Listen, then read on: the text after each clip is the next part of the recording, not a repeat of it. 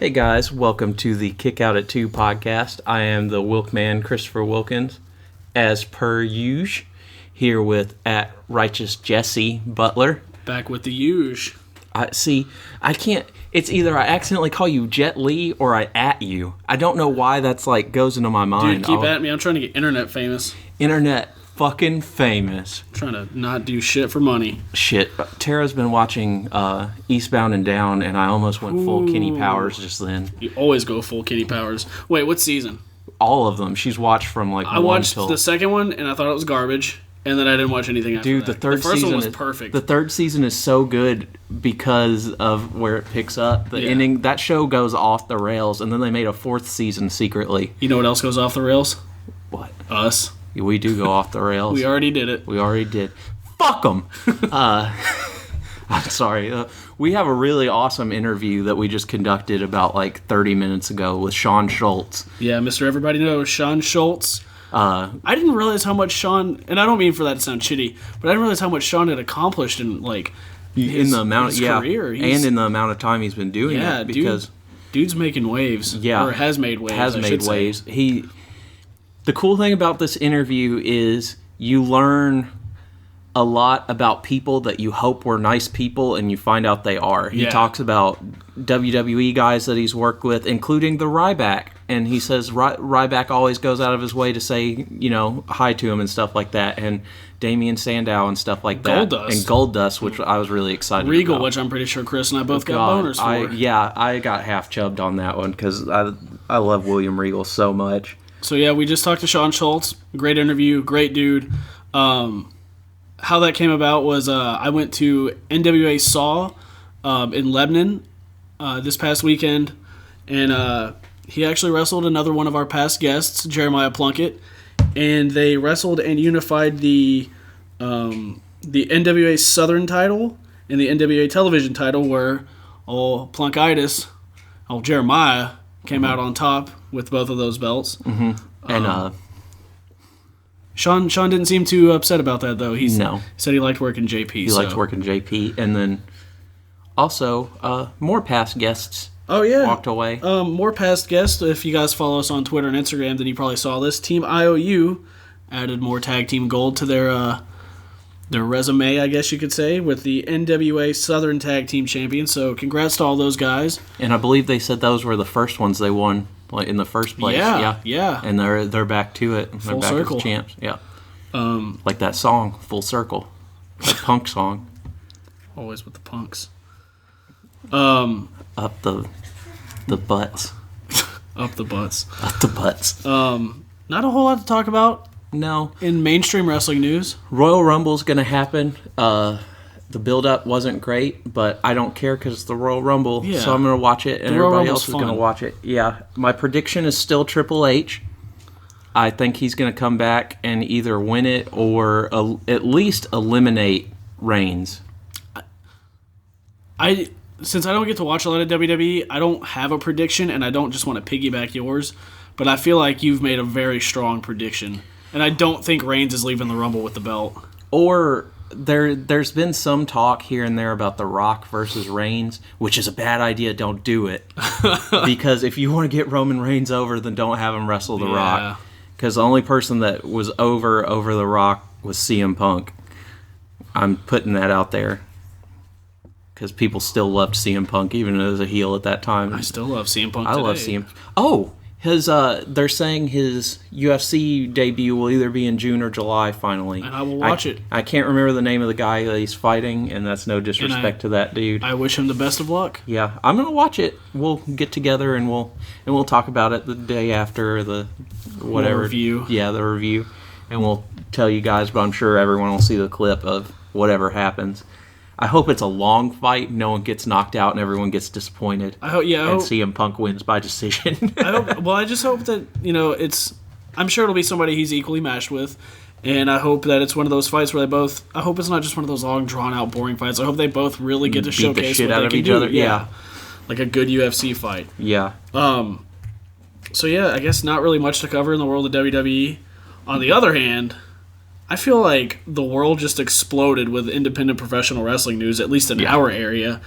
Coming up at the tail end of this week, Thursday on January 21st, we get the first Arcadian Wrestling Association show at the Centerville National Guard Armory. They're doing like a 3-day mini tour of like Tennessee.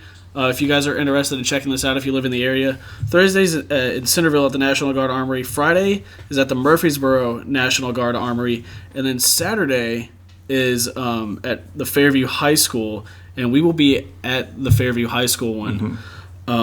Very excited. Shawn Schultz said he is wrestling all 3 nights, so go check him out and all the other guys. Chase Stevens will be there. I can't remember off the top of my head who else will be there, but who do you say he was wrestling? It was 2 Kings.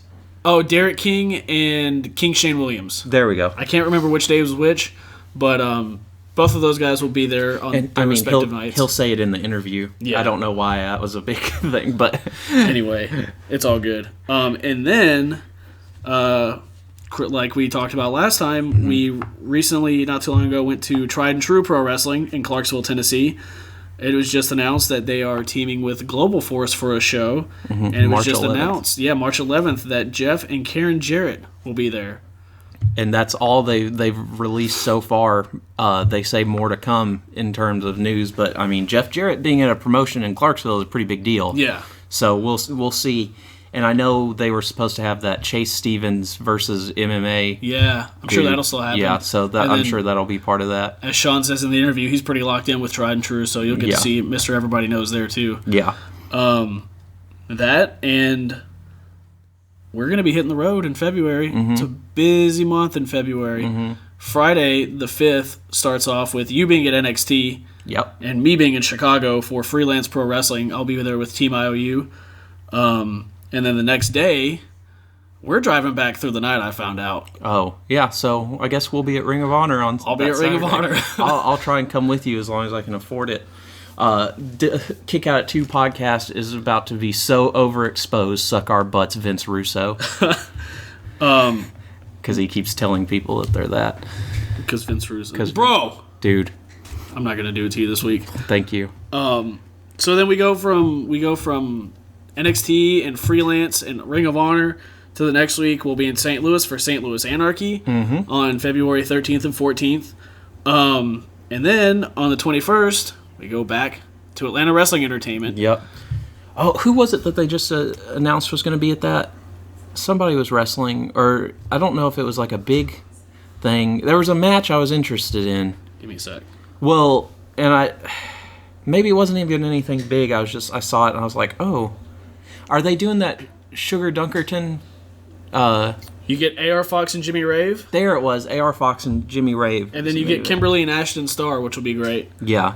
And then IOU versus the Sound of the Fury and the Kraken of the hierarchy. And that'll be cool because we'll get to go see Joe Black. I'll get to see him in person for the first time wrestle. You're gonna love You'll it. get to see him again, and I'll get to meet him, and I'm really excited about that because I enjoyed our conversation very much over the phone. Let's see, that's a lot of independent wrestling. That's we're a gonna lot be of involved with. It feels like 2005 when shows were happening. I'm excited. Going to the Muse and Rocket Town in the same week, And the Anchor. I remember bouncing back and forth from the Anchor to the Muse one night. Yeah. For the Banner. Who was it? Did you see the Banner at the Anchor? I left the Anchor. The Anchor was like the Mongoloid. I think the Mongoloids didn't show up. It was like Bitter End. I don't even remember who all played, but I remember I pretty much went for Bitter End and the Mongoloids because they were supposed to play. And then I don't remember how I found out, but somebody told me that Emir was playing with the Banner. And the only thing about Emir was Kurt Angle was on there. Yeah. Their cover, which brings it back to wrestling. Yep, we're back. But so the Banner played with them. Yeah, and I went over there, and some kid was like, "What does the Banner sound like?" And I was like, "Fucking good." Yeah. And then I just whooped ass to the Banner, and then went back and watched the rest of the other show. I've got a Banner long sleeve that says "Dance Faster, Fuckers" on the back of it. I bought that at the Anchor. I saw them. I can't remember which. It might have been when With Honor played. God. We just went really. Honor. Yeah, we went on. I didn't see that many shows at the Banner or at the Anchor. So, but I remember seeing the Banner there. We skipped over something. What did we skip bringing over? It back full circle. I said I wanted to bring it up, and we should have done it first. Iron Mike Sharp. Oh, yeah. He passed away at 64. That sucks. Yeah. I feel like in wrestling years, he lived a full life. I don't think any details have been released. I don't remember ever hearing about Mike Sharp doing anything sketchy. So, it sucks that it happened. I'm bummed. Yeah. I remember reading it at work, and I was just like, fucking really? Like, damn. It's been a bad time for deaths anyways throughout. So, on a lighter note, we'll post all the dates we're going to be at stuff and all the independent shows we're going to be at and everything coming up. This Friday, we're going to be at SWF. Mm-hmm. We're going to talk to @TheBeardedBullies on Twitter. We'll be talking to the hooligans. Finally talking to them. It seems like it's a long time coming. They've been dodging us. But they're not going to dodge us forever. Do we need to cut a promo on them? Might have to. I'm pretty sure they could whoop our asses. Oh, I'm sure they would. They're wild, man.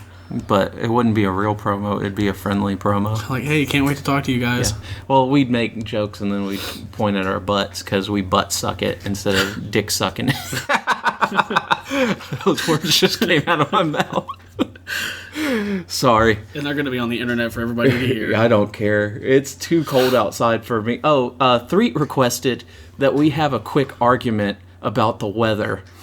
He said, I want you guys to have a whole podcast where you just argue about how the temperature is almost perfect because it's almost negative degrees. Yeah, and it's not because I don't want to be here. I want to be somewhere warm. Bro, last time I left Chicago, it was negative 16 degrees. My car was frozen to the fucking pavement. I was outside in fucking a hoodie and my jacket, like my little thin windbreaker, and sweatpants, fucking scraping layers of ice off my car.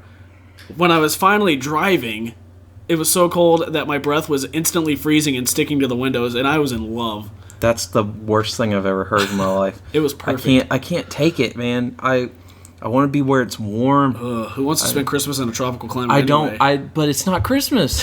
I had to get it. I know you had to get your shit in, brother. But Christmas.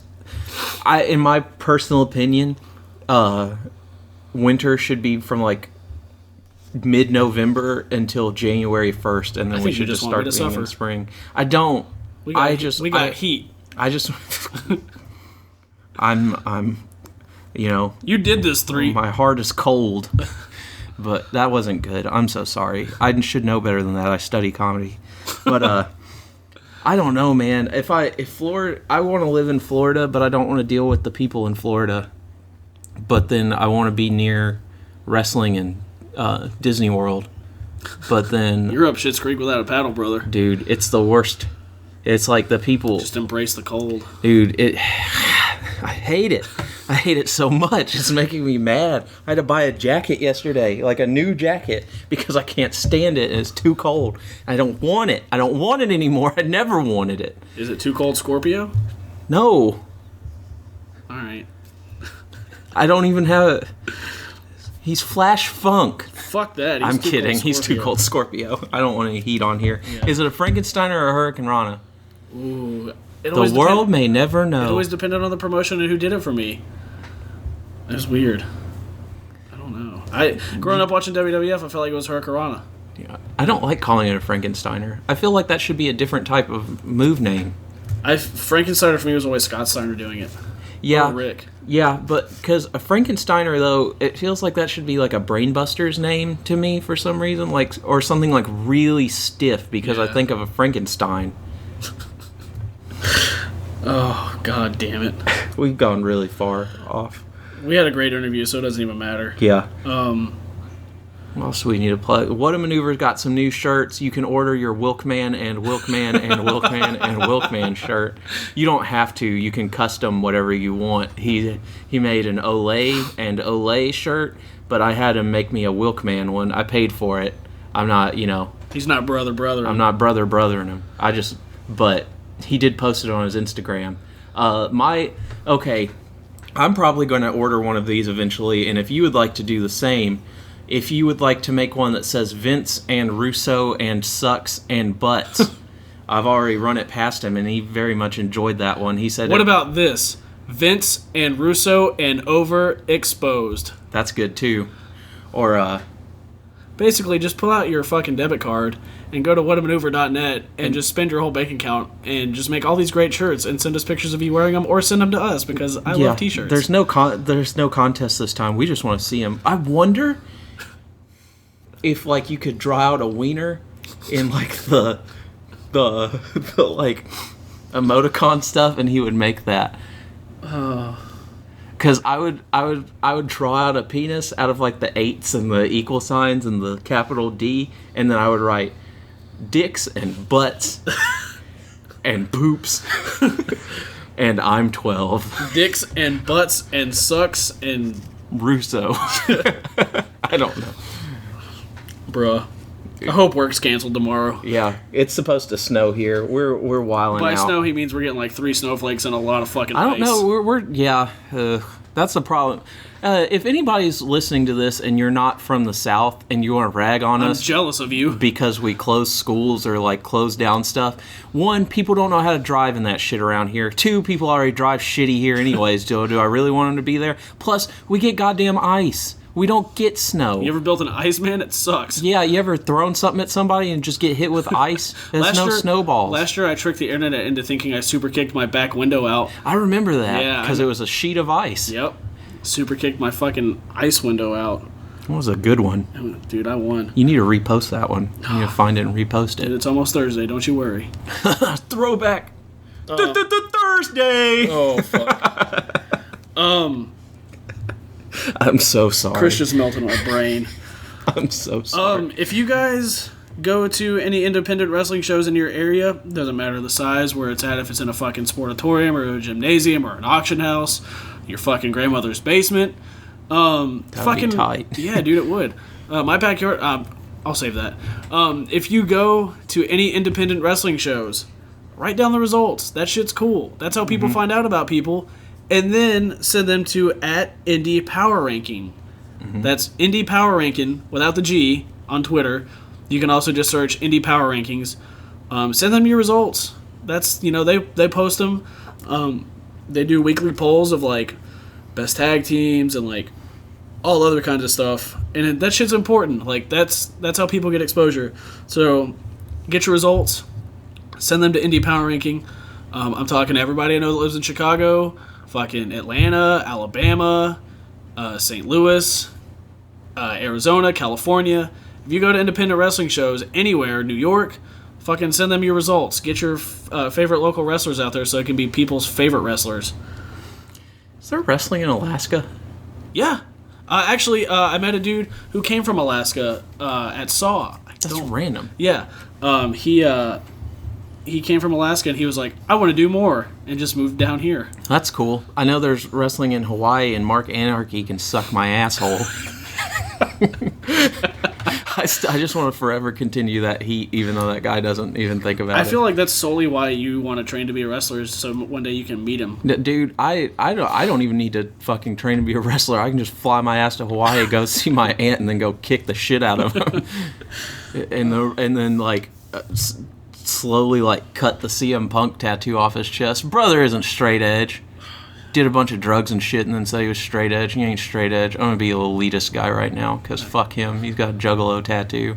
God damn. Gonna talk about being fucking getting booked.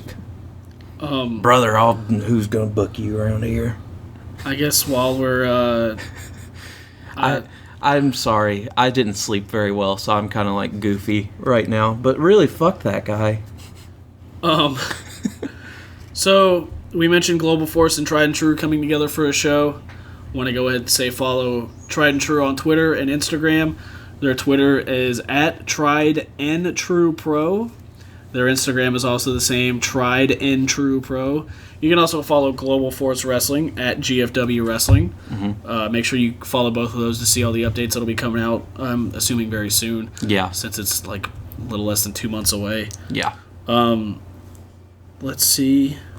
On an unrelated note to wrestling, 2 podcasts that people should be listening to if you just enjoy funny shit. @TB Cool Podcast on Twitter. That's our buddy Pat. Yeah, the Through Being Cool podcast. If you don't want to deal with Twitter game and you're just looking for it. For Twitter game week. Yeah. And then My favorite non-wrestling podcast. I know Brittany's listened to it. I don't know if you've listened to it yet. I haven't listened to it yet. It's got the best fucking name.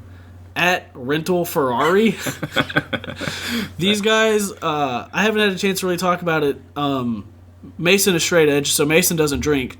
Luke is a party animal. Luke is one of the funniest fucking people I've ever met in my life.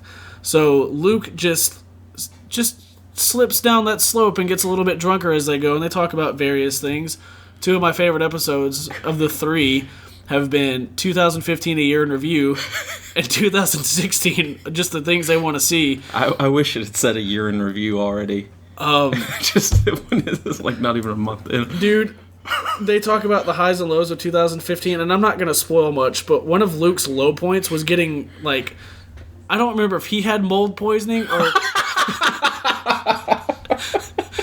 his roommate had mold poisoning, which I had no idea was a thing. I don't think most of the world knew was a thing. So if you want to listen to the Mold Poisoning Chronicles, just please listen to Rental Ferrari. It's on SoundCloud and iTunes. Mold poisoning. Dude, I'm telling you, just listen to the podcast. They'll tell you the story. I don't want to spoil it because it's just fucking weird. Listen to that on the drive home.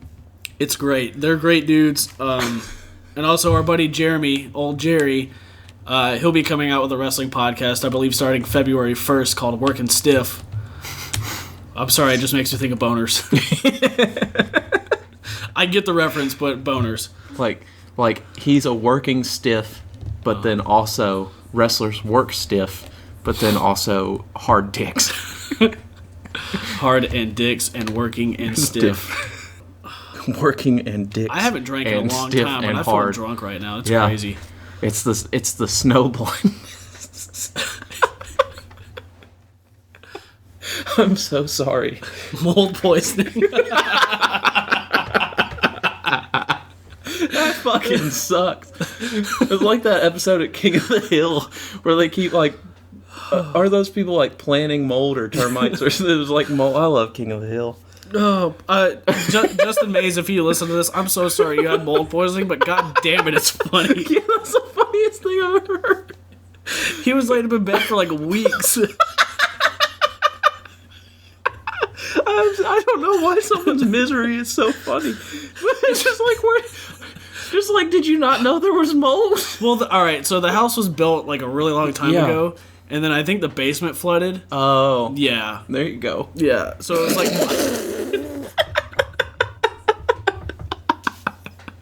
That's not funny. Also...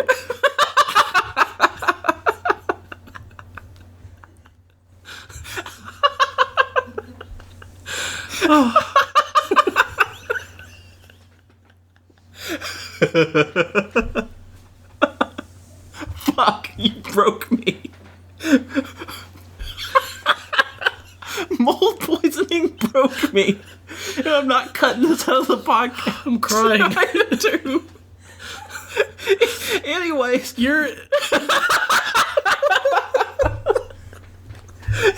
I was crying in standstill traffic listening to this. Oh my god. Anyways, there's some comic conventions coming up.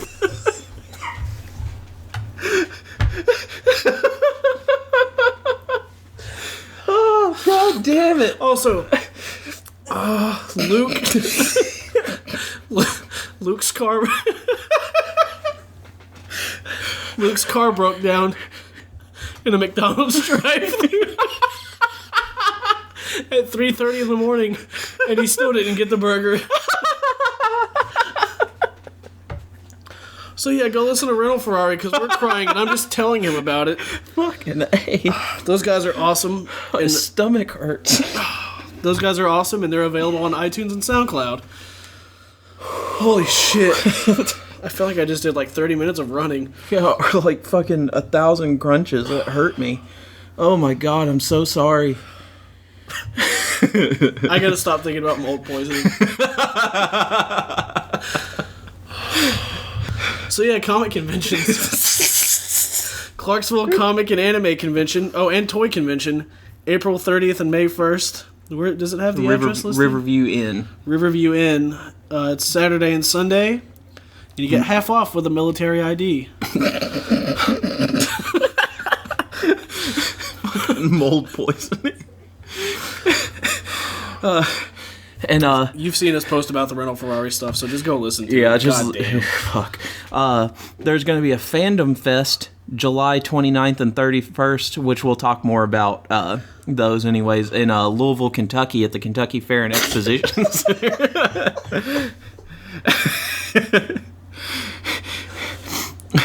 Anyways, there's a... It's the 50th anniversary of Ultraman. People involved with Ultraman will be there, as well as some people from Godzilla. Which isn't funny, that's really cool. But I just can't stop laughing at mold poisoning. Also, Brittany's gonna have to check the levels. oh, they're taking selfies, it doesn't matter. Also, make sure you get on Facebook and Instagram and you check out WrestleTopia, because I just got a bunch of great shit from brother, not mold poisoning. I got a sweet Pro Wrestling Noah towel, sweet Chris Benoit action figure. I gave Buddy a lot of my old programs from past, USA Championship Wrestling and TNA shows. Mm-hmm. So he hooked me up with some DVDs so I could catch up on some stuff. He's an awesome dude. He's got a lot of great stuff, so definitely check him out. Facebook group is just WrestleTopia. Pretty sure you can just join. And he's on Instagram, I believe, at Topia1981. I'll post a screenshot of his Instagram so you guys can check him out. He does ship. He actually just took a buttload of our flyers to put in his fan packs that he sends out, which are really great. He just had a couple reviews done on them, which got great reviews, by the way. So check brother out. He's a great dude. He lives up the road from me. He will be at all 3 Arcadian wrestling shows. Brother told me he might just be sleeping in his van because he's a fucking trooper. Dude, that's all I got. Yeah, that's it. Well, we're about to go into the Shawn Schultz interview. I just want to dedicate this whole episode to Justin and Luke, who survived mold poisoning, because god damn it, I never knew that was the thing, I'm glad you're okay. Yeah, because could it kill him? I guess it could kill you. I mean, it made Justin Was super it black sick. mold? I think so. Okay, because that is bad.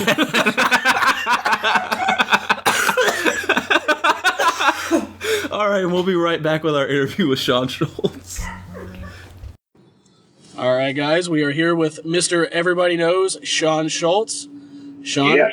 How you doing, man? Great. How are you guys? We're doing great. Pretty good. Tired of this cold. Oh man, it's ridiculous down here. Yeah. You live in you're in East Tennessee, right? Yeah, right outside of Knoxville in a town called Oak Ridge. Okay, yeah. So you guys will probably get it worse than we do if it snows or anything.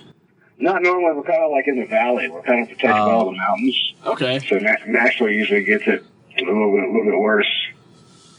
That's lucky. Yeah, especially with your busy week coming up. Yeah, well, I'll be driving right through the mountains though, so I'll probably hit it. That sucks. No escape. Yeah, they already closed schools tomorrow in Clarksville. Close work. Jeez. So got the chance to catch you again for the first time in a while at NWA Saw on Saturday night out in was that the Lebanon Fairgrounds? Yeah, I have 11. You and Jeremiah Plunkett did the title unification match. Yes. That was the NWA, was it the Southern Heavyweight and the television? That's right. The NWA Saw TV title and the NWA Southern Heavyweight title got unified. Unfortunately, it was not the best of nights for you. I mean, to be honest, though, like anytime I get to work with Plunkett, like that's one of the guys that like I really feel like I've meshed with. You know, there's several guys I can have really good matches with, but there's just a select few that I feel like we kind of have the same idea of what a really good match should be. With Plunkett, like I'll put him on the spot a little bit. I got invited to do the gut check for TNA in Georgia a while back, a few years ago, when Rudy Charles was still in charge of that kind of stuff. And Plunkett was also invited as well. And when I say invited, like we weren't like, you know, they actually knew who we were and asked us to come, which is nice. And like we got to work together. And that Plunkett is a different Plunkett than he is today. Because the Plunky today is extremely talented. And that guy can go, man. Like, he's deceivingly athletic, too, for somebody that's, not, like, ripped and, a smaller dude. Like, he could do pretty much anything. Yeah. And so I always love getting to be in the ring with Plunkett, because like I said, I just feel like we have the same idea of what something good should look like.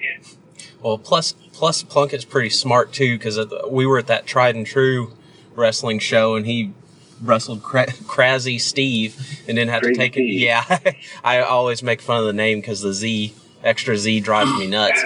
But he didn't have to take any bumps that whole match. Yeah. He went online, #no bumps needed afterwards. Yeah, I think me and Chase took enough for everybody, didn't it? Yeah. Yeah, you guys. Yeah, because you bumped on the outside, didn't y'all do a suplex spot? Yeah, we did several things. Yeah, that entire night. Yeah, I just remember that oof.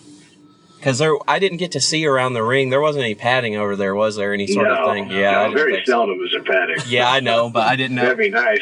Yeah, well, I figured the production there was actually pretty nice. I didn't know if they gave y'all some mats or something. I love that. That's one of my favorite places, man. They do such a great job with the lighting, and the crowds are always awesome. That talent roster is insane. I mean, the next one, March 11th, unifying with like Global Force for the night. Yeah, we saw that. That's going to be big stuff. Yeah. I was going to ask you about that. Are you going to be a part of that show? Or I am, yeah. As far as I know, I'm locked into all the Tried and True shows. That's awesome. Yeah, because I'm from that area, and we had like little stuff every once in a while. We didn't have a lot of wrestling come through, so it's kind of awesome that there's a hometown promotion finally in Clarksville. So. Especially one like that. I mean, what hometown, what local promotions have a crew like that one does, Yeah. Man, my buddy sent me, I didn't realize how detailed everything was. They have production sheets and everything. That's crazy. That's really awesome, though. I mean, it goes to show the thought and the, everything that goes into it, which is pretty rare for smaller companies. Well, and I think they're, kind of on that brink of... Well, they're smart. One, it's a smart area because it's a military and college town, so there's plenty of people to spend money. The demographics there for sure. Yeah, and then the building itself, and then they're smart enough to get all those sponsors out there. Yeah. And work with those other, those MMA guys who also know about all those sponsorships and stuff. So it's just well put together. So, but we were at that. We got to watch that match, and I just remember that suplex bummed me out. It hurt me. It's always fun too, just being there, because me and Crimson and Tony Lucchesio and Plunky all getting to be together again, because we spent so much time together on the road, especially Tony, Crimson, and I. We spent. It was about a 2-year run there, 2009 to 2010, that we were together at least 5 days a week. Jeez. If not 6. And just Tony and I were practically married to each other. We knew ins and outs and everything each other did. He would know if I was going to get ready to get hungry. I would know if he's getting ready to stop at a gas station anytime soon for us to get food and drinks and everything. We just do each other so well. So it's always good since we don't get to see each other as often now, to be there and work together and know how hard each other is all working towards, making that something special. Yeah. I actually, I got to see Tony over the weekend at this, it was the Murfreesboro Anime and Comic Convention. He was set up at the TNA table, and I talked to him for a while. I've met him a couple times. He's always been super awesome to me. And I mean, he doesn't know me from Adam, which is cool. Somebody that's just nice who doesn't even know you. Yeah. Tony's the best ever. He kept us all out of a lot of trouble. So I call him Uncle Tony, because he watched out for all of us while we were younger and stupid. So, you sent me quite an impressive list of things you've accomplished in pro wrestling. And I want to touch on that, but first, I'm always curious as to how people find wrestling, and I know it's kind of a generic question, but what's one of your first memories of pro wrestling?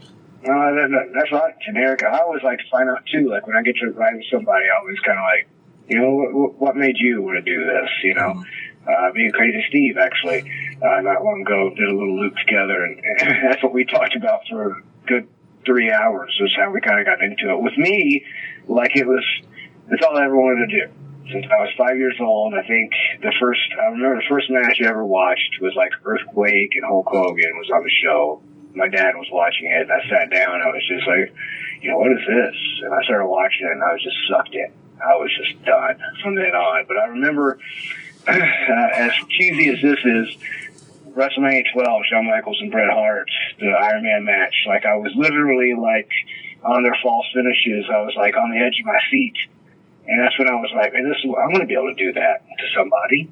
I want to be able to make somebody really, like, jump up like that. Like, I was sitting at my house with my parents, and, like, I jumped up out of my seat a couple times. So I was like, my palms were sweating, I'm like, man, I want to be able to do that. And how awesome is that? These guys are controlling me like that. I was like 12 or 13, so I by that time I knew that they were performing, but like at the same time, I was like, man, how powerful are these guys to be able to make me at home, like jump out of my seat. And that's for me, that's when I was like, I got to do that. And so what I did, when I turned 16, I started working at a Burger King in my hometown to save up money to find somebody to train me. And the only person I knew that was training in my area whatsoever was Mr. Fuji. Wow, and, that's awesome. So, like, I looked up his school, like, didn't really have the internet, but, like, I talked to a few people, and I found out it was, like, $1,750 to get trained. So I started saving that money up. And then I got the money together, and right before I was getting ready to go to him, I was just going to drive out and talk to him. My mother actually worked for a lady who knew a guy that wrestled, and she said his name was Jason. So I went and met Jason, and he was a fireman here in Oak Ridge, and his name was Jason Benjamin. And he had just did the K-Town SmackDown and got a developmental, like one of the first developmental deals from the WWE. Just purely off his look. Jason's like 6'4", 6'5", 265 at the time, was just super ripped, looked like a friggin' stud, like blonde hair, blue eyed. Every lady in this town knows who he is. And now he actually does a lot of acting and stuff. But he hooked me up with a guy that trained him, and his name was Scott Wilcox. And Scott did like Georgia Championship and a couple other things. So I trained under him just at a Civic Center gymnasium floor. He trained me like all the basics. And Scott was very open that, I'm just showing you the basics. That's all I'm showing you. And he's like, from then on out, it's kind of on you to learn the rest. And so I trained under him for about 4 months, and I got my first match. And my third match ever, I met Tracy Smothers and at a show in Follett, Tennessee. And I met Smothers, and Smothers liked me and talked to me. And at the time, I was working at a grocery store part-time as well. And he came over, and Smothers goes, "Shawn, what do you do?" And I said, well, I like to, just the basics, really. He goes, no. In real life, what do you do? And I said, I work at a grocery store. He goes, where do you live? And I said, in Oak Ridge. And he's like, no. By yourself, with your parents, what do you do? And I was like, well, I live with my parents. He's like, can you take some time off from work? And I said, I think so. How long? He goes, can you take a month? And I was like, maybe. And I was like, let me call and see. So I called, and my manager lady was super cool. So I took a month off, and he's like, how far is your house? I said, probably about 25 minutes. So he followed me to my parents' house. I went in, got clothes, came back out, and jumped in the car with him. I didn't come home for 2.5 months. And Smothers, like, everybody has a Smothers story, but for me, like, that guy, like, took care of me. Like, he made sure I ate. He paid for my food. He paid for all the gas. He paid for us places to stay. Like, he paid for my clothes to be washed. If I didn't make good money, he gave me part of his. If my gimmicks didn't sell, he would tell people, buy one of mine and get a free Tracy Smothers picture. Like, he just took such good care of me. And not only that, he taught me how to work. Like where I knew the basics, and I knew kind of how to wrestle. Like I had no idea how to work, and he just completely took me under his wing, and from there I met Chase Stevens and Chris Michaels, and all these Brian Kendrick, all these amazing guys that he had helped out already.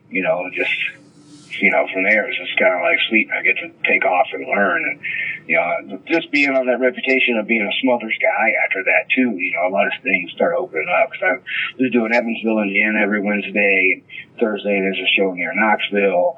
Friday and Saturday was travel days. Sunday you'd find us something in Kentucky. Like we were gone constantly.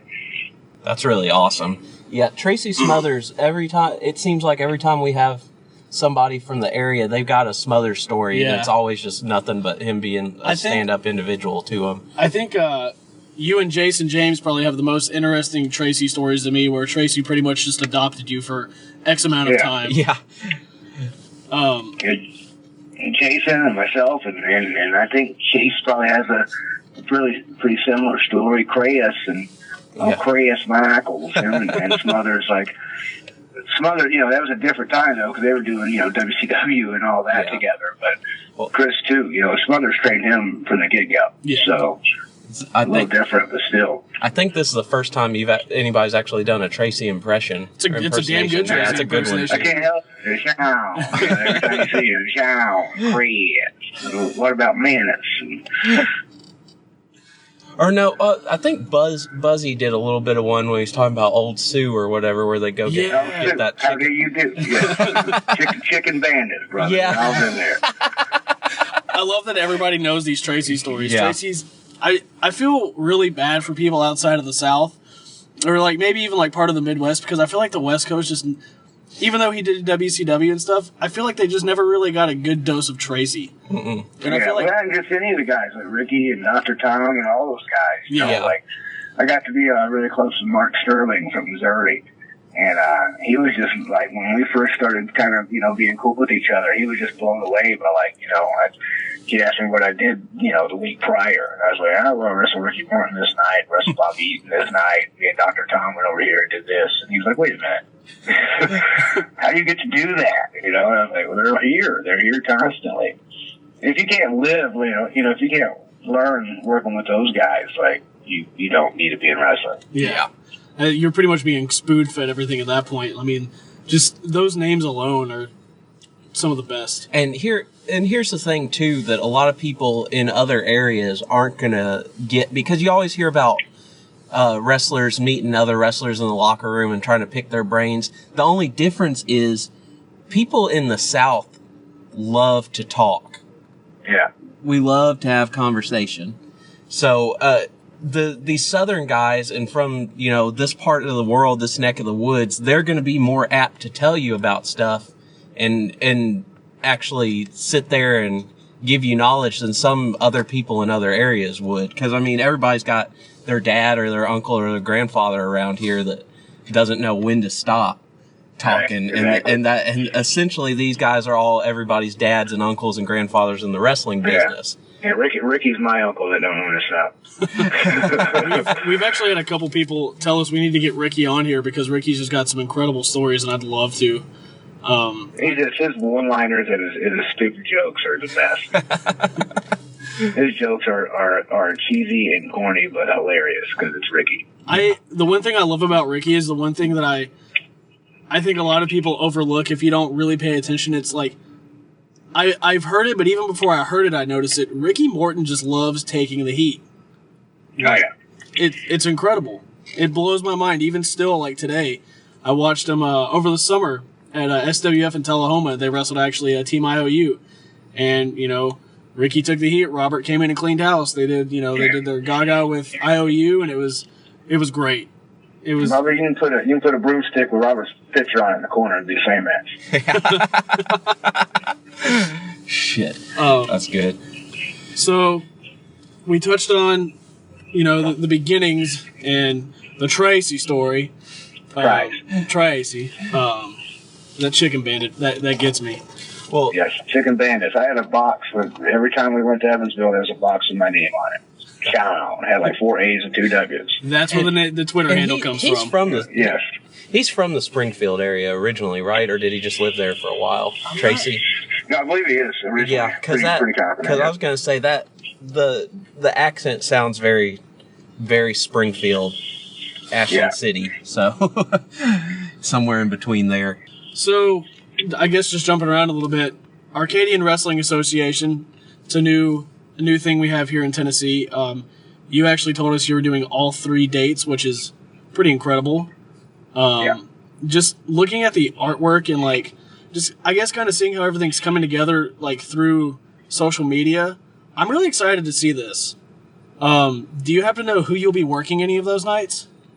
I know in Friday in Murfreesboro, it is me and Shane Williams.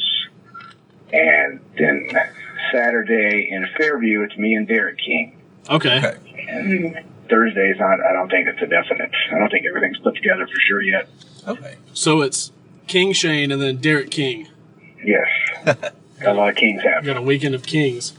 No, we're a lot of Memphis going on.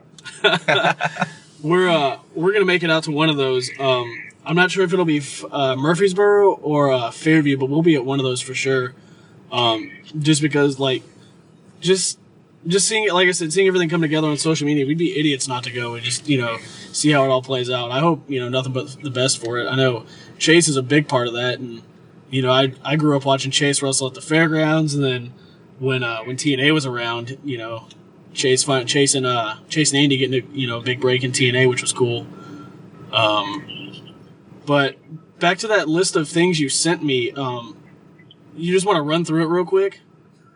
Yeah, I mean, from the Smothers, from kind of being a Smothers guy, kind of from there, Ricky and Bobby, and then Dr. Tom, and shortly after Dr. Tom, things just kind of started opening up. Like I showed up at TNA every Wednesday at the fairgrounds, and I got to do a little bit here and there. Like they actually had an idea of Johnny Devine and I tagging together right after Johnny had got stabbed. I don't know if you guys heard about that. But yeah. Him and Andy were actually out at a nightclub one night. An altercation happened. The guys ended up following them. They pulled over. Andy and Johnny both got stabbed. And Johnny was doing the Team Canada thing at the time, and he was out. It kind of got out there that what had happened and that he had healed really fast. So people, who doesn't like somebody that's, like friggin' Wolverine comes back that quick. Yeah. So they're going to have him come back as a babyface, and I was really over as a babyface in Nashville at the time, so Bob Ryder had an idea to stick us together. So we actually did one match as a team and worked Corey Williams and Kid Thrilla. Hot chocolate. And did a match and went over really good, got in the back, and they were like, that was awesome, that was perfect, be back next week. I got back the next week and look over, Johnny's wearing his Team Canada stuff. Oh, man. That sucks. And I'm like, okay, so I go up to Ron Harris, and I'm like, am I doing anything? He's like, no, kid, sorry.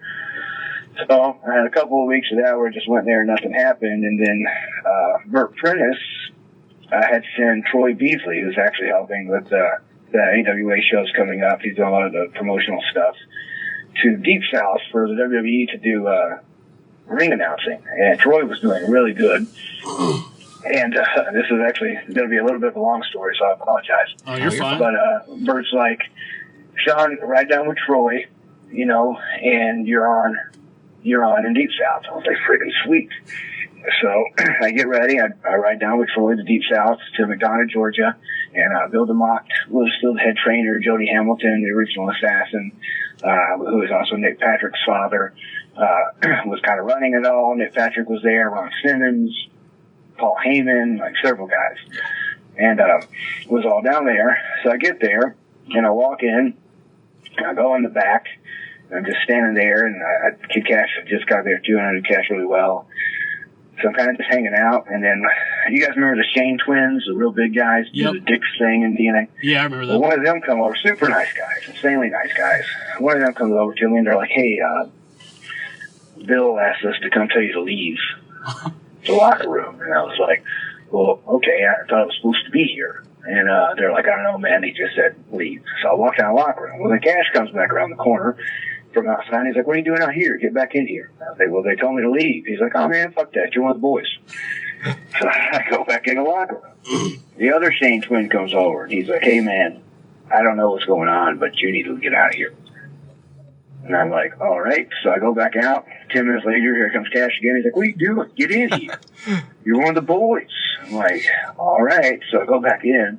Then both the Shane twins come over, and they're like, hey, man, Nick Patrick just came to us and said Bill DeMott told him to tell us that if you don't leave, for us to physically make you leave. And they're like, we don't want to do that, bro. We saw you hanging out at TNA before and stuff. You're one of the boys. So can you just please walk out and then please stay out? Like, yeah, man. So I go out, and I'm standing there watching the show, and there's a kid who's obviously got, some type of handicap. And he's got like, one of the old CD handheld players in his hand. He's got like headphones on, and there's a trash can beside him with a lid on it. He's trying to throw a cup away. So he keeps trying to open the lid of the trash can up, and he keeps dropping his cup. So finally I'm like, man, you need some help? And he's like, yes, you want to be my friend? I was like, yeah, man, I'm your friend. So I like lift the trash can up for him, and we're sitting there and we talk. For a good hour and a half, just watching the show together. Finally, like, I turn around and Nick Patrick's standing right there. And he points at the kid, and he's like, who's that? And I forget the guy's name, the kid's name now, but I'm like, that's my friend. He's like, no, but who is it? And he's like, he's my friend. And he's like, do you know who he is? And I think I said his name. He's like, no, but do you know who he is? And I said, I don't know, he's my buddy. He's like, well, that's my son. Oh, shit. And I was like, oh, cool, man, he's really cool. And I turned back around, started watching again. Nick grabbed my shoulder. He said, come with me. And I was like, all right. He took me right to his dad. And he was like, Dad, you give this kid a match next week. He's like, I like him. And so Jody's like, all right, Nick, whatever you say, buddy. He's like, do you know anybody here, kid? And I was like, yeah, I know Kid Cash. And he was like, all right, well, you and Kid Cash next week. That's awesome. And I was like, all right, sweet. So, like, me just being nice to, this kid got me my first match there. So I did that, and, like, me and Cash went there and had a really great match. Unfortunately, that's not what they wanted. They wanted Cash to kind of just squash me, but he didn't tell me that, and I'm not going to overcall Kid Cash if he did tell me that. Right. But we went there, so they didn't really like the fact that I got 50% of the match. So I had a little rough time. I'm not going to throw anybody under the bus, but I had a little rough time there for a little while until Chris Michaels started going on there with me, and they changed his name to Chris Thomas for obvious reasons. And we were tagging, and we had Ron Simmons on our side, and Gangrel was down there at the time, and he and Chris had ran the Rose a lot together back in the Memphis days, and so they knew each other. So it went really well for a little while, and then it just kind of just petered out. Where not a whole lot happened after that, but because of that, being on CSS for a WWE product and all that, like, I did really well in the Indies for a little while because people looked at me as like, a guy that could go up, I guess, at any moment. And from there, I just did the Indies. Like I said, me and Tony, especially me and Tony, but me, Tony, and Crimson did a whole bunch of stuff. Me and Tony did the Midwest Loop for Ring of Honor 2009 to 2010, which is really cool. Jerry Lynn got us on that because Jerry is one of my closest and dearest friends, and another guy that went out of his way to do things for me. And the way that kind of started is I met him at TNA the first time. I went there, and I got to tell the story because he always says it was a sweatshirt he was wearing, but he was wearing a fucking sweater. And with his hair pulled back and his reading glasses on, drinking iced coffee. And it was a long sweater, too, and all he had on was like biker shorts underneath, so it didn't look like he had on any pants. And he goes over and he's like, hi, I'm Jerry. Nice to meet you. And I'm like, I know who you are. And he was like, oh, well, thanks, buddy.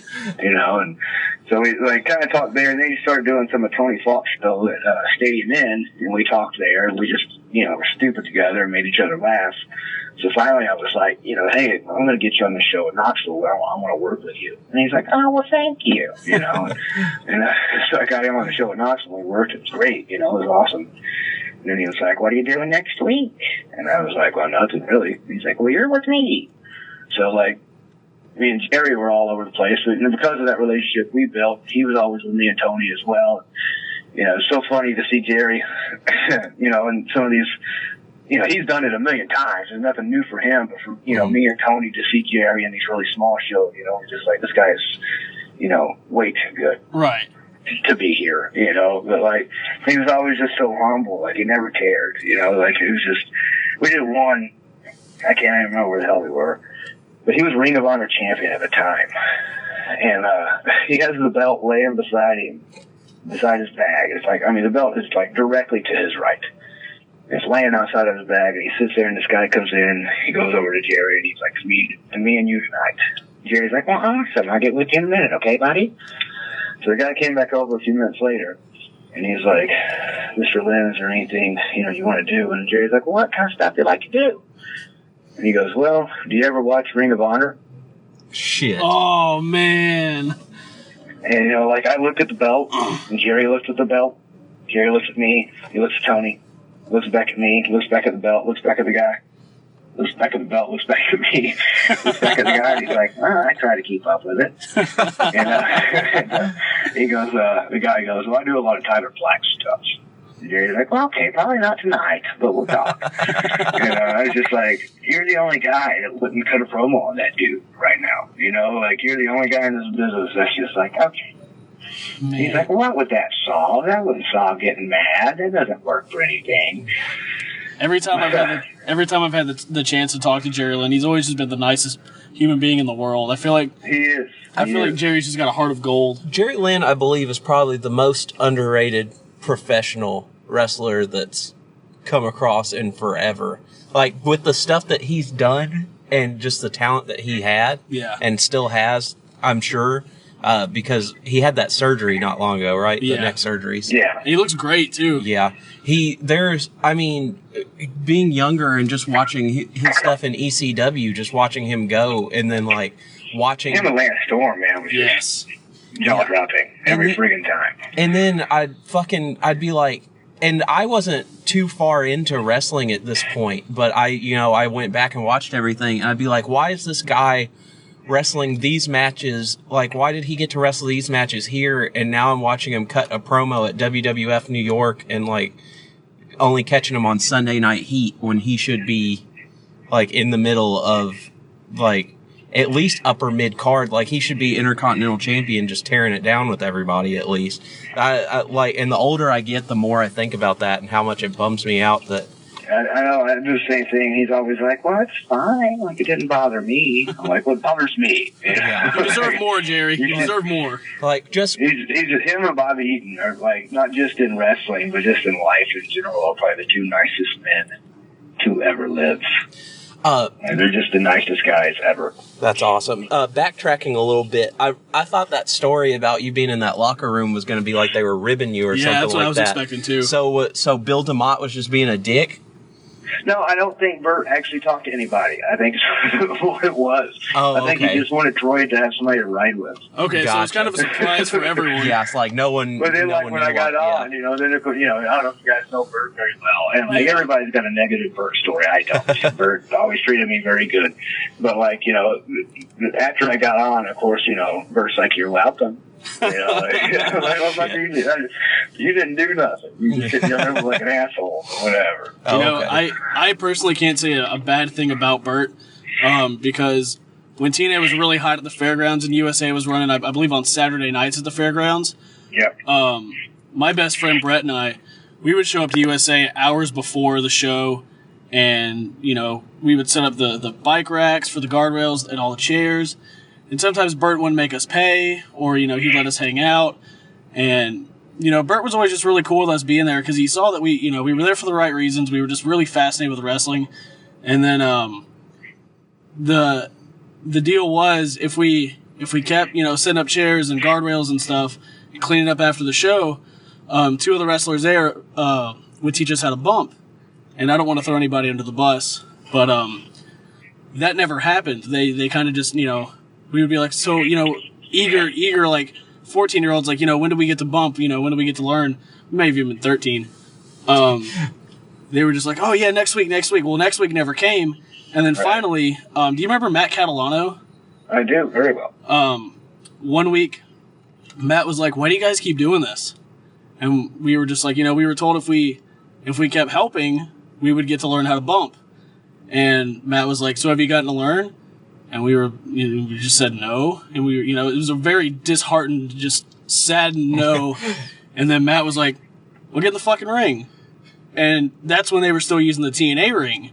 And we just like froze in our tracks. We were like, are you serious?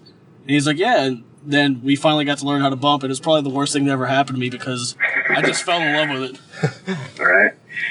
Yeah, the first time actually I ever worked for Bert, Menace, I don't know if you guys know Menace very well, but Menace and I have been close friends for my entire career. When I first started, I met him. But we went up there, and we were booked and everything. Like, Bert had already spoke to us on the phone. And we get there early, and we're like, do you need help setting up? And he's like, yes. And he's like, grab these chairs. And he told us how he wanted them set out and all that. And then, we started doing it, and we realized he left. So he'd only put out 2 chairs, So we ended up doing like all the chairs. And the same thing as at the fairgrounds, still the TNA setup and all that, just putting his chairs out. And he left, and then like Bob Ryder put us in a match, and he came in like flipping out because he didn't put us in a match. And then he took us out of the match, told us to go home, and then like as we're back in our bags, he's like, "Never mind, you're on first." Shit. I'm like, Wow. all right, this is how it is. Okay. A lot of back and forth there. Yeah. No, The same thing, with me going over to do sound. I'm like, Bert Prentice out here. Like, who the fuck is that? I'm like, who Bert Prentice is, but okay. Bert's shows were white hot for a while too. Yeah. Oh, yeah. Bert's Man, when he was doing that CSS TV, we would go to Illinois, and they would be turning people away. Like, it was hot. Like, it was going really well. What years were And that? then it just stopped. It was weird. It's just like, you always hear, the rumblings in the back of something getting ready to go awry or whatever, but that was nothing. Like, it just stopped. What years were One you week, doing it was that? like we did 4 shows in a row, and the next week, nothing. Done. Damn. Yeah, it was so weird. What years were you doing TV for Bert? Jeez. 2004? No, started 2003 probably, and then 2004, and I think even like right near the end of 2004, I believe, is when it ended. Because I definitely remember that abrupt ending because I kind of got out of going to indie shows and even watching wrestling for a while, but I still knew people connected with wrestling, so eventually it took me a second to realize it, but I realized that I had stopped seeing promotion for Bert shows, and then, yeah, it stopped, which was crazy. Because like me and Big Ryan, Lord Humongous, yeah, and like EY and Johnny and Bobby were like it was normally me and Lord Humongous together, but sometimes like EY, Bobby, and Johnny would like kind of jump in, and like we did like some really killer shows, like 3 or 4 in a row, and that was when EY and those guys that just came down. They haven't been on there very long, and we just did like killer shows, and then next week we're at in Columbia at the auction house. We're like, wait a minute. Hold on a second. What happened? And like I remember EY going like, "This isn't right, is it?" So I was like, I think this is it. Like, I don't know. I haven't been here before. And we walked in and like, the locker room was different and everybody was gone, and I couldn't even get a hold of Ryan, and he had went back to Japan not long after that. Wait, right? Lord Humongous like did stuff in Japan? Yeah, oh yeah. All right, so this is news to me. I remember him, like, I believe when he first showed up for Bert, like, under that black hood. Yeah. I had no idea he did stuff in Japan. Oh, yeah. Oh, yeah. Him and Jimmy, he was, like, kind of Jimmy Hart's guy. Wow. And Jimmy took him over there. That's crazy. I can't believe I never knew that. Yeah, he was over there. He was over there for a while. Like, he was over there for quite a while. Do you know what he went by over there? I think Lord Humongous, not for sure. No, I might be wrong, but I think Lord Humongous, or like whatever that gimmick was he did in TNA, the Tyrant or whatever it was. Yeah, because I remember he did Red Shirt Security in TNA with was it Northcutt? Yeah. And John Legend or whatever the guy's name. Yeah, man, I forgot about Legend. That's crazy. I had no idea that Humongous did Japan. I mean, it makes sense. He's big as fuck.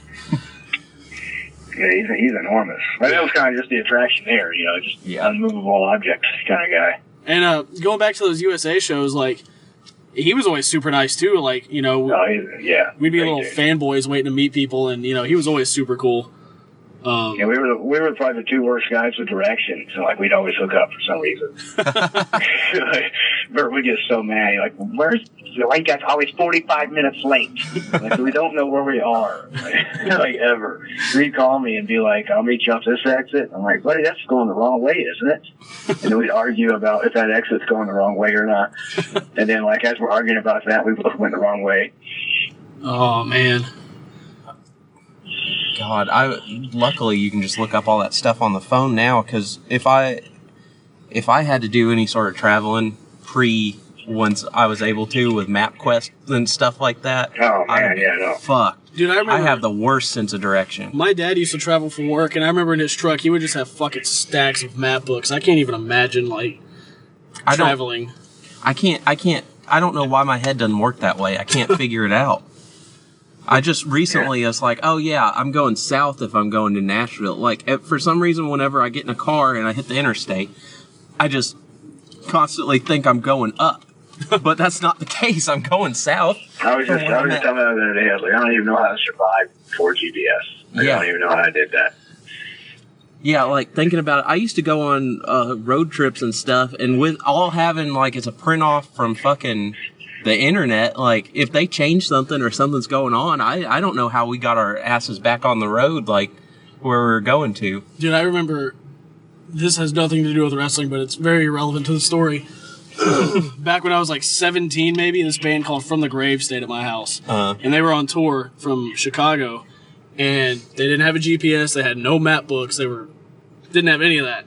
And they just sat on our PC and wrote like 5 or 6 days worth of directions. Jesus Christ. Yeah.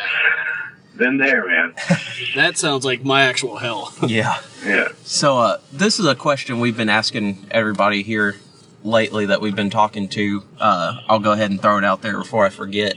And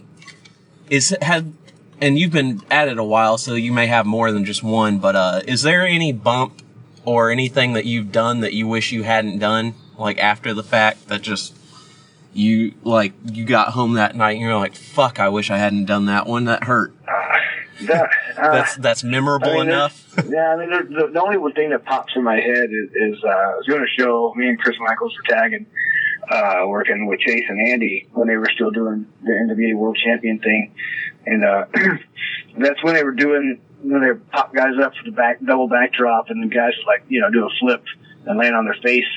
Mm-hmm. Like, me and Chase were working together a lot at that time, and traveling all over the place, and they shut me off, and like I could kind of tell on Chase's face that something was registering with him as I'm hitting the ropes. But like, we didn't tell Andy that I'm not doing the flip and land on my face. So as I'm going up, like, Andy shoves with all he's got, and Chase is like, "Oh no!" so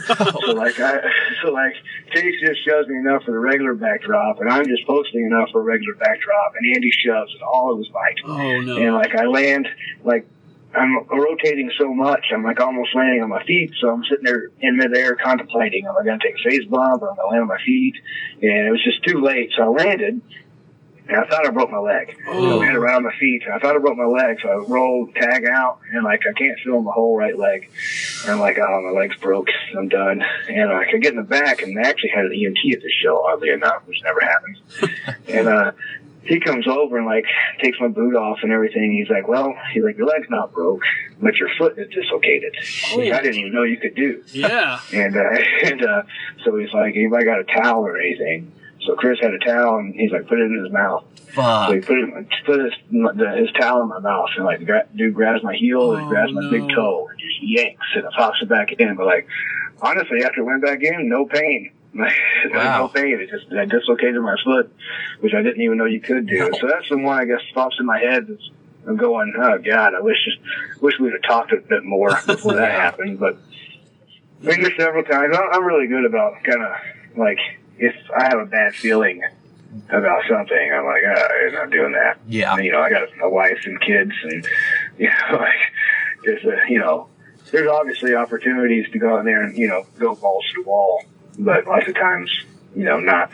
Well, yeah, because, I mean, the whole point is if it's what you do, like, even if you get to the point where you're just doing it for fun, it's still, you're still out there making money for yourself or someone else, so it's a business. And you don't want to go do something fucking crazy that'll kill yourself and not get you money or someone else money after the fact. I don't think people think about that all the time. Too, and these guys are like, brother, I'm going to finish. I'm going to throw you up in the air and catch you upside down, give you a tall driver. And no, you're not. You. No, you're not. You're not doing that. You've been doing this for 10 days. I showed Jesse like a week ago. He had forgotten Scott Steiner used to do that fucking Steiner screwdriver or whatever, where he'd put him in a suplex and drop him down into a fucking pile driver. I don't know why anybody would ever think that was an okay thing to take or do in the first place. Well, I don't know if he gave anybody an option. Yeah, that's true. Scott Steiner could beat the dog shit out of you if you said no. So I'd rather take the dog shit beating than get my neck broken and dropped on my face. So I really want to backtrack here because this is something that really piques my interest. Now, growing up, I mean, I watched wrestling ever since I was a little kid. I was a fucking nerdy kid wearing shirts of wrestlers I didn't even really like just to have a wrestling shirt on every day. Were you, like, super nerdy and obsessed with wrestling as a kid to, like, that point where you had, like, a bunch of action figures and, like... Oh, yeah, for sure. Man. Oh, yeah, for sure. I feel like I used to catch so much shit for wearing wrestling shirts every day, and now, like... And that was, like, right before the Attitude Era, like, really popped off. And then there was that, like, bit of a slump in wrestling, and now it's popular again. And I'm just like, you motherfuckers, when we were kids, you used to make fun of me. Now you like wrestling. Yeah. People, I don't think people knew what the fuck shirts I was wearing in, like, middle school and stuff, so I kind of got a pass. Anyways, nobody, like, ridiculed me. I just ridicule myself now looking at some of the stuff I wore. Dude, those shirts go for a lot of money on eBay now. It's crazy. Yeah. Well, it's always cool to know that you're not alone in that. And the other people that like what you like did the same kind of stuff. Yeah. Oh, yeah. And I think I was the only person in the area that watched wrestling. You know, a person in my school, at least.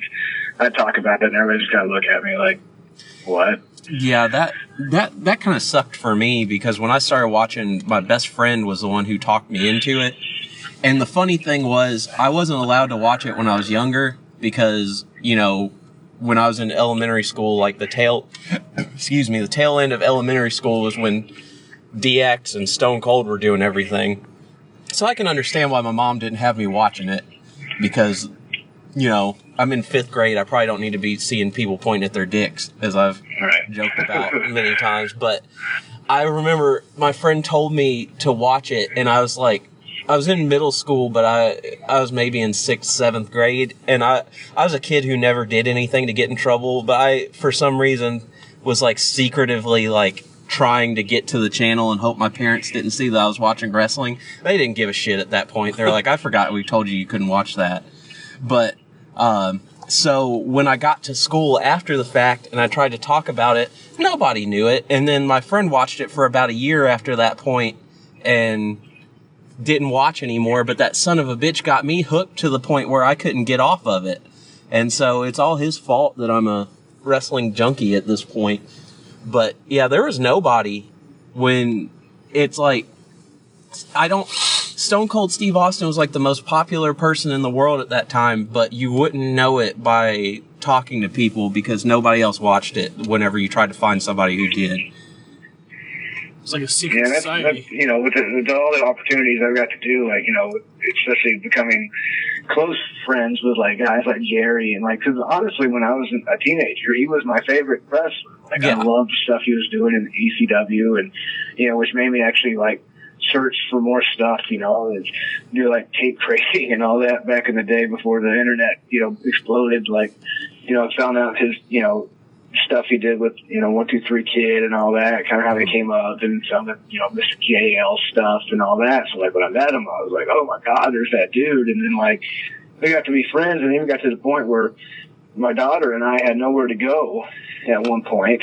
Like, some personal stuff had happened, and we had nowhere to go. So I called him for advice of just saying, you know, what do I do? Like, I don't have anywhere to go. And he's like, I'm here. You live with me.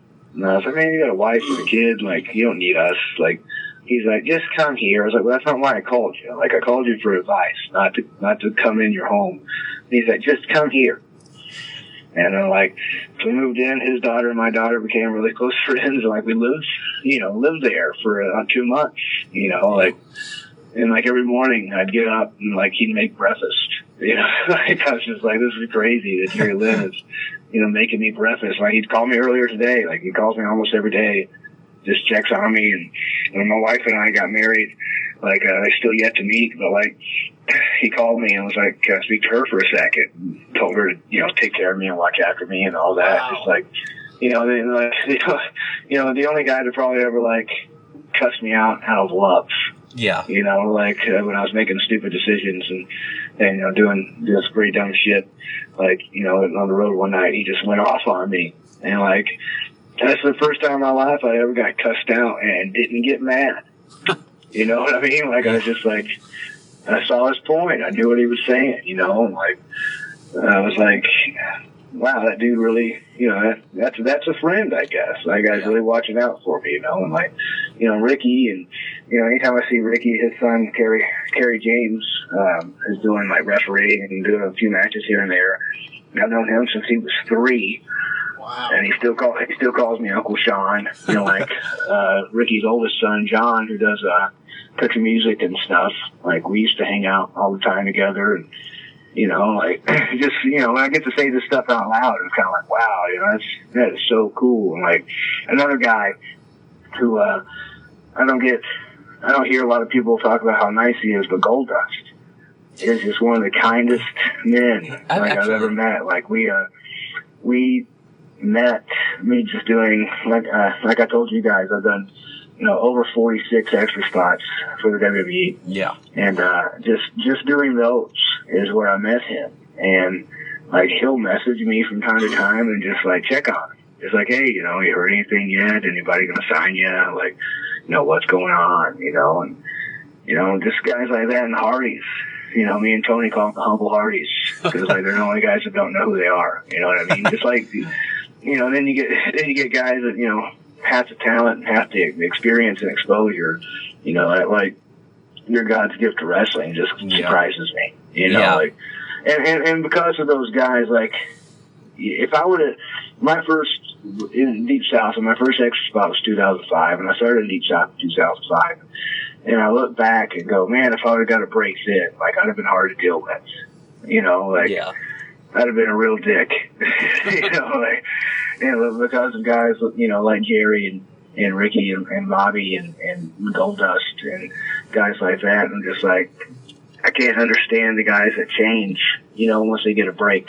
Like, I'm just like, if these guys are that cool, what makes you think you can, snub somebody off? Right. Yeah. If guys like that are that cool. Because like Jerry Jerry especially, and Bobby, those two guys. Bobby is actually my wife's boyfriend. Like, every time he sees my wife, he's like, this is my girlfriend. It's not working out. She's got a husband. But, just guys like that, just being so kind, and just, I see these guys that make it or whatever, and I'm just like, and then they completely change who they are. Yeah. Just like, you usually need to spend a week with, Jerry and Bobby and those guys, just how humble and how cool and laid back they are. It's weird how quick some of these people will change too, how fast. Because it's like, you go away for just a little bit and then you're a superstar when really you're not the superstar yet. I feel like this could easily tie into something that I wanted to talk about in the intro. Did you happen to see where that kid from Tough Enough made that comment about the social outcasts on Raw? Or no, he wasn't on Raw, but he said something about on Twitter. He called them social jobbers, but he's a dude that just won Tough Enough and hasn't done anything yet. There are actually a bunch of guys on the roster that, like, shit all, like, he's got a lot of heat there. Yeah. And we were talking about it, how it's like, you can't go on the internet and say Mike from HR is a douchebag when you're friends with your boss and Mike from HR on the internet, you know what I mean? Like, yeah, exactly, yeah. And if you haven't done anything yet, you can't do stuff like that. And there are people, and we've come across them recently, which it's kind of weird to think about. Like, we're two guys that like wrestling and like talking to people and just like to have fun and get it out there. And you'll come across people every once in a while that'll kind of like think that they're worth more than what they are, I guess. And that dude obviously doesn't understand. He's like, Heath Slater was also in Deep South, and he was doing what I was doing, just showing up for TVs. Yeah. And he was just started showing up for the classes, even though he wasn't developmental yet. And the story I heard, and I know he's kind of, and we still speak when I get to do an extra spot. I see him, and a super nice guy, and always like goes out of his way to, like, talk for me and stuff like that. Him and Damien Sandow and Goldust, like, when I'm there in Ryback, actually wrestled Ryback at the Green Acres Flea Market in Alcoa, Tennessee. That's awesome. Trivia there, which is funny. But those guys always go out of the way when I'm there to like make sure, hey, if there's anything open, Shawn's here. Yeah. He's good, and that kind of stuff. And he started showing up for the actual days of training and all that. And because he wasn't signed yet, what I heard, DeMont really put it on that dude. Like, he was running up and down bleachers with guys on his shoulders. Fuck. Like, he was having to do, 1,000 more of what everybody else was already doing. Jesus. And he just kept doing it. And finally got him a deal. Yeah. So, I don't know, what that brother's goals were, but if it was to make it, he made it, Yeah. Well, and it's I don't know if that's good enough for him or whatever it is, but you got kind of, passion like that, like you can't trash that no matter what he's doing. It's entertaining when he's out there. The dude does a good job. And another thing about that too is, did he win the tag titles at one point? Like, this guy is a guy who's done stuff. He was in one of the more shocking angles in wrestling with that Nexus stuff when they tore down the ring and beat the shit out of John Cena. Like, he's been there, and all this guy did was win a Tough Enough thing, and he's ragging on somebody. Not to mention the fact that the guy that won Tough Enough, I'm pretty sure has no prior wrestling experience. Yeah, he was a bodybuilder. Yeah. Not knocking bodybuilding, but it's a whole different world. Yeah, people don't understand what they can do and can't do in terms of saying stuff and who they're saying stuff about, and that all ties into the thinking you're further along than what you are.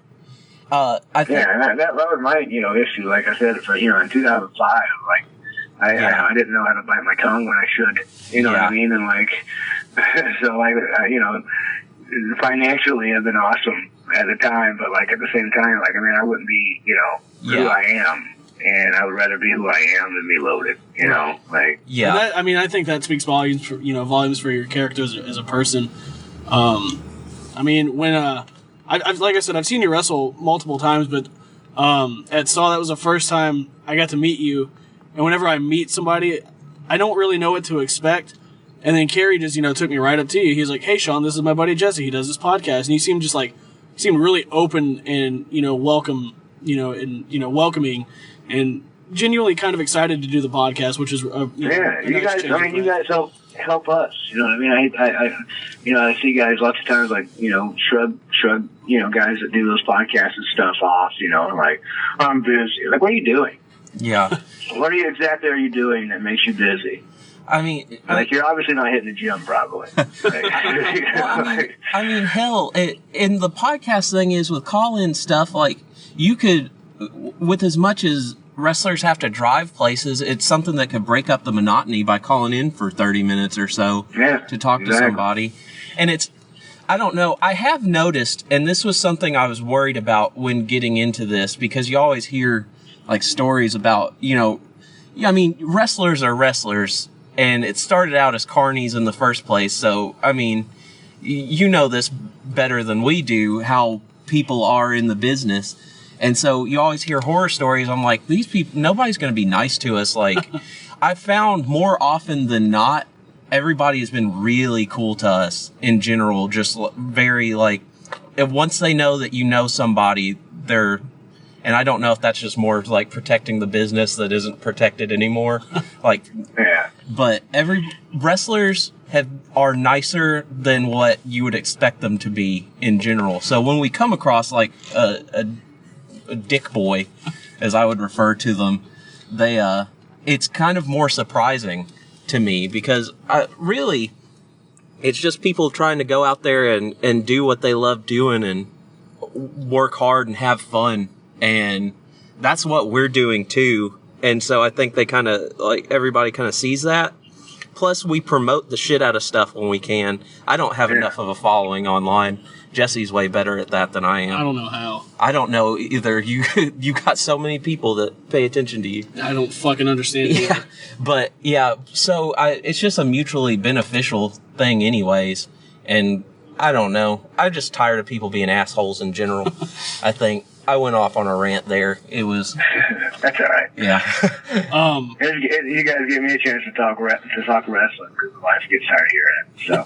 Yeah, once you find those people that'll sit there and talk wrestling for hours and hours, then it's hard to break up the conversation. I've fucking enjoyed this conversation a lot.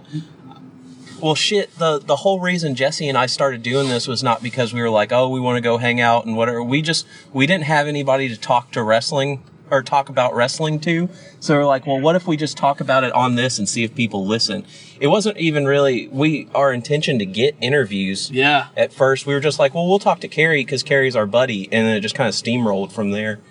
Yeah, Carrie's been super awesome about helping us with everything. Because we just had opinions and wanted to talk about wrestling, and it just kind of... We even had old Plunky on, and that was a lot of fun. Yeah. Oh, Plunkitis. all those names, all of our Twitter handles and Instagram names, all that all came from Tony. Really? Yeah, all of them. That's awesome. Plunky was also... Tony's got a nickname for everybody. I think I'd like to get Tony on here. Just a few times I've met him, he's been super nice, and I feel like he's got a lot of good stuff to talk about. People don't know either, man. That guy has a mind for the business that, like, if he would get an opportunity somewhere to, like, actually, like, throw in some creative ideas, like, and for a mind for the, like, in wrestling, in my opinion, like, the way you can have a mind for the business or you can have a mind as a wrestler is very different because, like, lots of us put way too much thought and we're like trying to like nitpick ourselves or nitpick somebody else or just nitpick something in general. Well, Tony, like, he gets what the wrestling fan wants to see. Yeah. And like that, and that's when like you get really good like people in creative, and they know, when they're not worried if their buddy's getting a push, or they're not worried if somebody in particular, isn't getting enough or is getting enough, and blah blah blah. They're just like, well, this will be good, and people will come to watch this. And like Tony gets that. Like if Tony would ever get an opportunity, like in a real creative, to really do something with somebody that has some finances and has an outlet for people to actually see it, like a TNA or someone like that, like the sky's the limit for that guy. And like he's so smart, and I haven't told him that I realize what he's doing. But I realize what he's doing. Like, the guy is so smart. Like, he, does the merch and all that for TNA, but he, like, picks up here, he does this, and he's just learning, like, every aspect of the business and what he's doing. Like, it's a lot harder to fire a guy that knows everything. Right. You know what I mean? Like, when you're in a company that everybody's on the chopping block, seemingly, he knows every aspect of it. And he's the only guy that can do certain things there. He's the only one that has the knowledge and experience to do a certain thing. So, like, when it comes down to, oh, we got to make some budget cuts, we can't do it with talent. I can't get rid of Tony. He's the only guy who can do this, this, and this. Yeah. You know what I mean? Like, and that may open up a door somewhere else. Or they'll just not a company necessarily, but somewhere else inside of the company that it might open a door. He'll be talking and telling me they just signed on to do something else for them and all that. I haven't said, I know what you're doing, you know what I mean? But, like, I know what he's doing. Like, I see it. I'm like, what a friggin' genius. Because so many guys get, they get in a position and they're like, well, I'm the guy that does this. And they get stuck in that mindset.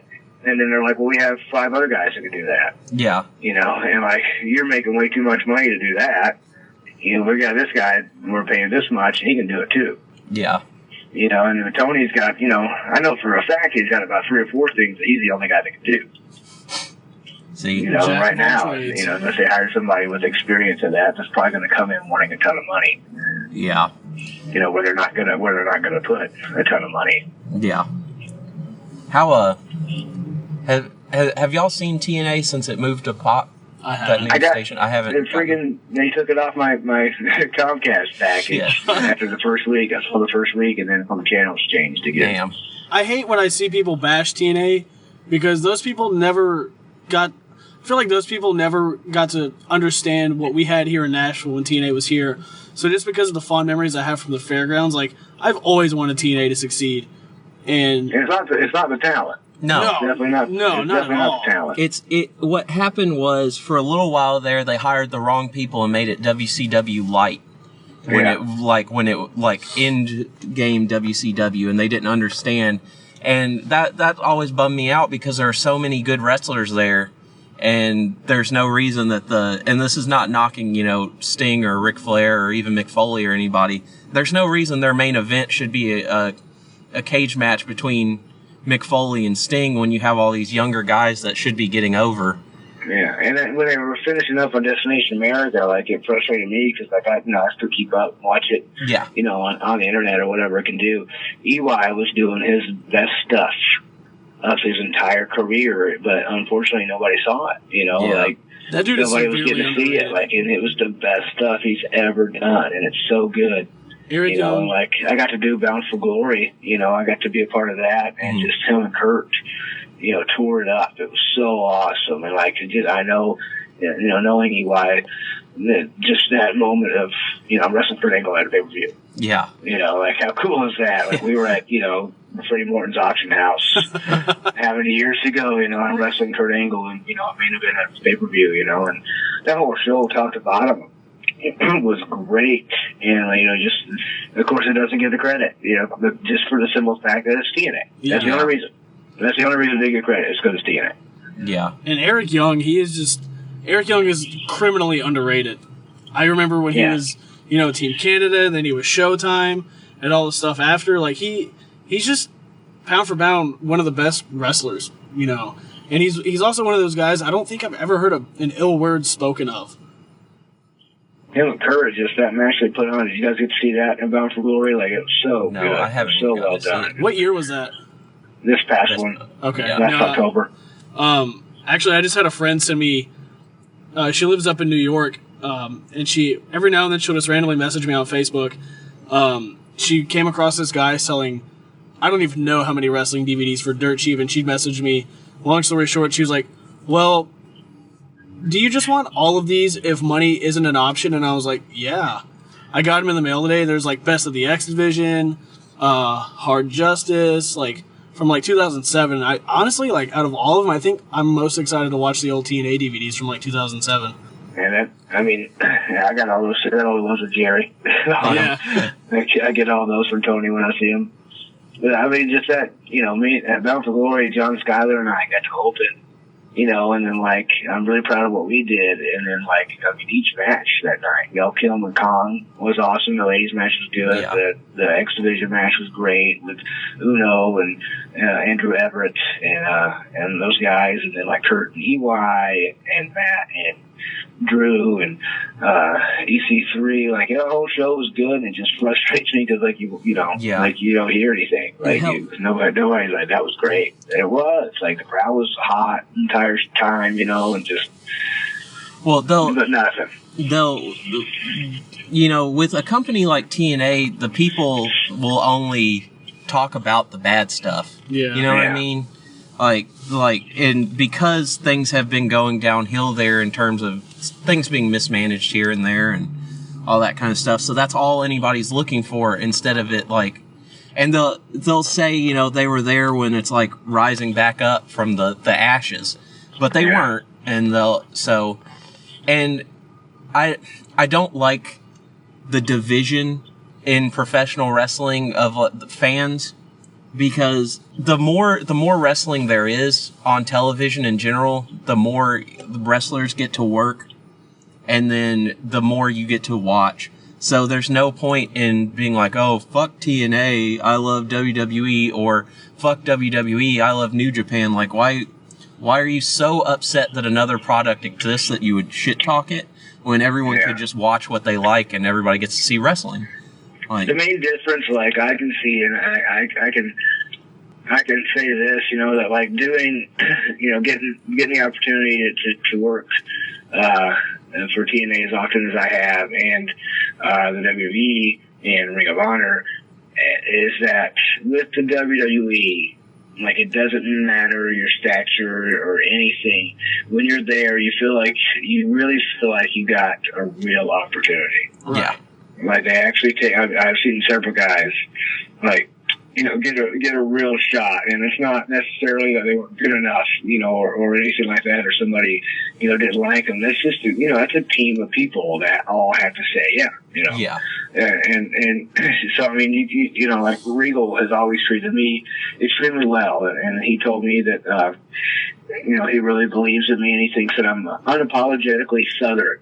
And he likes that and the style that I do. And he actually asked me where I got it. I kind of pulled on his heartstrings a little bit and said Bobby Eaton. And, and ever since then, he always comes up and speaks to me, and like Scott Armstrong too, I was a huge Brad Armstrong fan as a kid.